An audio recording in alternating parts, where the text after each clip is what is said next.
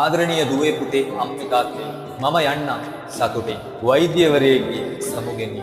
සමහර මිනිස්සු ජීවිතයට එන්නේ වෛද්‍යවරු විදිහට නෙවෙයි. මග හැරෙන හුස්ම පොත ආයෙත් හොයලා දෙන්න එන දෙවිවරු වගේ. 2021 ජූනි මාසයේ පළවෙනිදා. මීට අවුරුදු 5කට කලින් ඒ වාට්ටුවට ආවේ බලාපොරොත්තු දහසක් අරගෙන. අද ඒ වාට්ටුවෙන් සමුගෙන යන්නේ හිතේ දුක තියාගෙන නෙවෙයි. අවුරුදු 5ක් පුරා ලැබුණ අසීමිත ආදරයක් අභිමාණයෙන් හිතේ පුරවාගෙන. එය මේ ලිපිය ලිව්වේ හදවතින්ම. මගේ ජීවිත කාලයේ සතුටින් ගත කළ කාලය මෙයයි. ඒ වචන පිටුපස්ස තියෙන්නේ තමන්ගේ රෝගී දරුවාව රැක බලා ගන්න අතීතය. තැලසීමියා රෝගයක් කියන්නේ ජීවිතයක් එක්ක තියෙන සටන. ඒ සටනදී මේ දොස්තර නෝනා මේ දරුවාට සැවනගත්තා.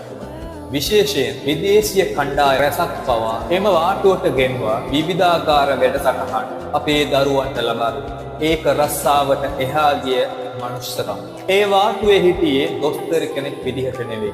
අම්මා කෙනෙක් සහ වෙඩිහිටියන්ට සහෝදරියෙක් විදිහට. එම ලිපියේ යකඩ අඩු කරගන්න පොඩියට හරි රස්සාවක් කරගන්න කියලා.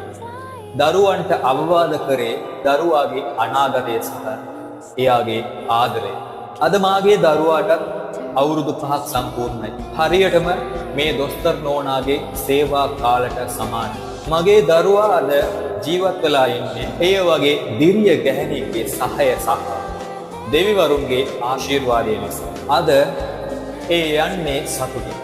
ડોක්ටර් ඔබ අප දරුවා විසින් කරපු සියලු දේකම පින් සිද්ධ වෙනවා. ඔබ අප ජීවිතවලට ආලෝකයක් වුණා. වාටුවෙන් ඔබ ගියා. මේ අම්මලාගේ දරුවන්ගේ හිත් තුළ ඔබ සදාකාලිකවම ඉන්නවා. ඔබට ස්තුතියි අපිට ආදරය කළා. ඔබට ස්තුතියි අපේ දරුවන්ගේ හුස්ම ආරක්ෂා කළා. ඔබ යන ගමන සාර්ථක වෙන්න කිය. අපේ සියලු දෙනාම වෙනුවෙන් මම ප්‍රාර්ථනා කරනවා. මම ආලියාගේ තාත්තා. Thank you, doctor.